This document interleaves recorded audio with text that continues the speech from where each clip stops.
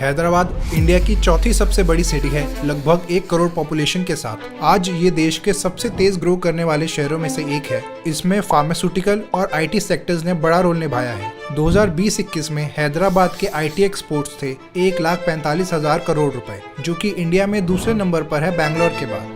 शहर में नए स्पेशल इकोनॉमिक जोन्स भी बनाए जा रहे हैं, हाईटेक सिटी जैसे, जिससे नई कंपनीज आएंगी, एम्प्लॉयमेंट बढ़ेगी और ट्रैफिक इंक्रीज होगा। इसको ध्यान में रखते हुए ट्रांसपोर्ट इंफ्रास्ट्रक्चर को अपग्रेड किया जा रहा है, जैसे मेट्रो और रोड्स। कनेक्टिविटी को इंक्रीज करने के लिए 158 किलोमीटर लंबी आउटर रिंग रोड भी बनाई गई थी 2016 में। इसकी सक्सेस के बाद और नेबरिंग रीजन्स को सिटी से बेहतर कनेक्ट करने के लिए स्टेट गवर्नमेंट ने रीजनल रिंग रोड को भी प्लान किया है। ये एक 340 किलोमीटर लंबा एक्सप्रेसवे होगा, जो कि बड़ा लूप बनाएगा हैदराबाद के अराउंड, और इसको आउटर रिंग रोड से भी कनेक्ट किया जाएगा रेडियल रोड्स की मदद से। अर्ली 2000s में हैदराबाद फार्मास्यूटिकल और बायोटेक्नोलॉजी का हब बन गया और आज भी इसे जीनोम वैली ऑफ इंडिया कहा जाता है। 2008-9 में हैदराबाद के बायो फार्मास्यूटिकल एक्सपोर्ट्स 12,400 करोड़ रुपए तक पहुंच गए थे। इसके अलावा आईटी इंडस्ट्री ने भी काफी ग्रो किया है पिछले 20 सालों में। आज हैदराबाद आईटी के टॉप ग्लोबल सेंटर्स में से एक है। ऐसा अपने आप नहीं हुआ, बल्कि स्टेट गवर्नमेंट ने कई कदम उठाए इसे अचीव करने के लिए। तब आंध्र प्रदेश के chief minister N Chandrababu Naidu ने 1998 में एक टेक्नोलॉजी और नॉलेज एनक्लेव एस्टैब्लिश किया हैदराबाद के वेस्ट में 1,400 करोड़ रुपए की इन्वेस्टमेंट से। इससे हाईटेक सिटी का जन्म हुआ, जिसकी पहली बिल्डिंग थी आइकॉनिक साइबर टावर्स। हाईटेक सिटी एस्टैब्लिश होने से कई ग्लोबल कंपनीज ने अपने ऑफिसेस यहाँ खोले, जैसे कि Microsoft, Google, Amazon, Facebook, IBM, Motorola, Samsung, Dell etcetera. इसके अलावा information technology investment region ITIR भी बनाया जा रहा है, जिसमें IT ऑफिसेज और इलेक्ट्रॉनिक हार्डवेयर मैन्युफैक्चर करने के लिए 50,000 एकड़ का एरिया दिया जाएगा हैदराबाद में और इसके आसपास। ये स्पेशल इकोनॉमिक जोन्स होंगे, जिनमें कंपनीज को काफ़ी बेनिफिट्स मिलेंगे, जैसे कि टैक्स हॉलीडेज और चीप ऑफिस स्पेसेस। इसका एम है 3.3 लाख करोड़ रुपीस की इन्वेस्टमेंट को अट्रैक्ट करना IT, ITES और इलेक्ट्रॉनिक सेक्टर्स में, और 15 लाख लोगों को एम्प्लॉयमेंट देना। वर्ल्ड बैंक ग्रुप ने हैदराबाद को बिजनेस करने के लिए दूसरी बेस्ट इंडियन सिटी का दर्जा दिया है। आज हैदराबाद मेट्रोपॉलिटन एरिया की GDP इंडिया में 5th हाईएस्ट है, 5.8 लाख करोड़ रुपीस के साथ। इतनी ग्रोथ होने से सिटी के ट्रांसपोर्ट इंफ्रास्ट्रक्चर पर प्रेशर बढ़ गया है। मेट्रो सिस्टम के साथ आर्टीरियल रोड्स, फ्लाईओवर्स और एक्सप्रेसवेज भी बनाए जा रहे हैं सिटी में कनेक्टिविटी इंप्रूव करने के लिए। Recently outer ring road expressway बनाया गया था, जो कि 2016 में पूरी तरह से खुल गया। ये 158 किलोमीटर लंबा 8 लेन्स का एक्सप्रेसवे है, 100 किलोमीटर पर आवर की स्पीड लिमिट के साथ। ये एक कंप्लीट लूप बनाता है सिटी के अराउंड, और एक 5 किलोमीटर लंबी ब्रांच इसे डायरेक्टली हाईटेक सिटी से कनेक्ट करती है। गच्चीबौली से शुरू होता है, फिर शमशाबाद से होते हुए पेडाम्बरपेट, शामीरपेट और पटनचेरू से होता हुआ नारसिंगी में खत्म हो जाता है। पूरे रूट में 20 इंटरचेंजेस हैं एंट्री एग्जिट के लिए। आउटर रिंग रोड हाईटेक city, international airport, IKP knowledge park और हार्डवेयर पार्क को आपस में कनेक्ट करती है। इससे मेजर नेशनल हाईवेज जैसे NH44, 65, 163 और 765 भी लिंक होते हैं। स्टेट गवर्नमेंट की Hyderabad metropolitan development authority HMDA ने इसको बनाया था 6,700 करोड़ रुपए की लागत से।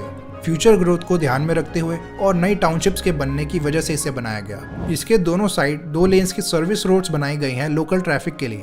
आउटर रिंग रोड के कई फायदे देखने को मिले हैं, जैसे इनर रिंग रोड पे डीकंजेशन हुआ है, नई टाउनशिप्स और ऑफिसेज बनने लगे हैं इसके अराउंड, इंटरनेशनल एयरपोर्ट जाने के लिए फास्टर रूट मिल गया है कई लोगों को। इसके अलावा स्पेशल इकोनॉमिक जोन्स, इंडस्ट्रियल और कमर्शियल हब्स में कनेक्टिविटी इंप्रूव हुई है। आउटर रिंग रोड के रेडियल रोड प्रोजेक्ट में PV नरसिम्हा राव एक्सप्रेसवे भी शामिल था। ये 11.6 किलोमीटर लंबा एलिवेटेड एक्सप्रेसवे है, जो कि सेंट्रल सिटी से NH44 तक जाता है। इसके खुलने के बाद सिटी से आउटर रिंग रोड और एयरपोर्ट तक ट्रैवल करना काफी इजी हो गया। 2009 में ओपन हुआ था ये। आउटर रिंग रोड की कंस्ट्रक्शन में कुछ चैलेंजेस आए थे। लैंड एक्विजिशन में बहुत डिलेज हुए और कॉस्ट भी बढ़ गई थी। कुछ इन्फ्लुएंशियल फार्मर्स और रियल्टर्स ने अपनी पावर का इस्तेमाल करके रोड अलाइनमेंट को चेंज करवा दिया था, ताकि उनके लैंड से रोड पास ना करे। फेज 1 को बजट और टाइम फ्रेम के अंदर बनाना पॉसिबल हुआ EPC मोड से, मगर फेज 2 को इम्प्लीमेंट करने में दिक्कत आई।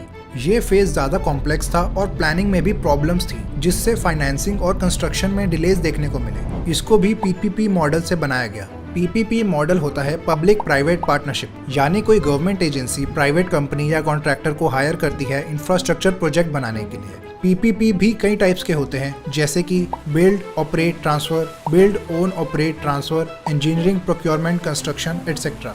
किसी भी इंफ्रास्ट्रक्चर प्रोजेक्ट में टेक्निकल, फाइनेंशियल और लेबर रिसोर्सेज चाहिए होते हैं, जो कि एक गवर्नमेंट एजेंसी के लिए हैंडल करना मुश्किल हो सकता है। इसीलिए गवर्नमेंट्स प्राइवेट कंपनीज को ये आउटसोर्स कर देती हैं, जिसमें कॉस्ट तो ज़्यादा लगती है मगर काम टाइमली मैनर में कंप्लीट किया जा सकता है और सक्सेस के चांसेस भी बढ़ जाते हैं। 2006 के बाद से इंडिया में पीपीपी मॉडल का ज़्यादा इस्तेमाल किया जाने लगा है। 2010 में गवर्नमेंट ऑफ इंडिया ने कई रूल्स रिलैक्स कर दिए थे, जिससे पीपीपी प्रोजेक्ट्स और इजी हो गए हैं। आज देश में 1103 पीपीपी प्रोजेक्ट्स हैं अलग अलग स्टेजेस पर 21 लाख करोड़ की टोटल इन्वेस्टमेंट्स के साथ। पीपीपी के कुछ इश्यूज भी हैं, जैसे प्रोजेक्ट्स की हायर कॉस्ट, क्योंकि प्राइवेट कंपनीज अपना प्रॉफिट ऐड करती हैं उसमें। कुछ कॉन्ट्रैक्टर्स अपना प्रॉफिट बढ़ाने के लिए सब स्टैंडर्ड मटेरियल यूज करते हैं और वर्कर सेफ्टी पर भी ध्यान नहीं देते। प्रोजेक्ट इम्प्लीमेंटेशन में भी प्रॉब्लम्स आती हैं, जैसे हैदराबाद आउटर रिंग रोड में भी आई थी पीपीपी होने के बावजूद, जिससे डिलेज और कॉस्ट बढ़ जाती हैं। इंडिया में इस मॉडल को बेहतर तरीके से काम करने के लिए प्लानिंग, डिटेलिंग और इम्प्लीमेंटेशन में स्ट्रैटेजीज इंप्रूव करने की ज़रूरत है। इसके फायदे कई हैं, स्पेशली रोड बिल्डिंग में, मगर इनमें प्रॉपर अटेंशन देनी पड़ेगी गवर्नमेंट एजेंसीज को। रीजनल रिंग रोड की बात करते हैं।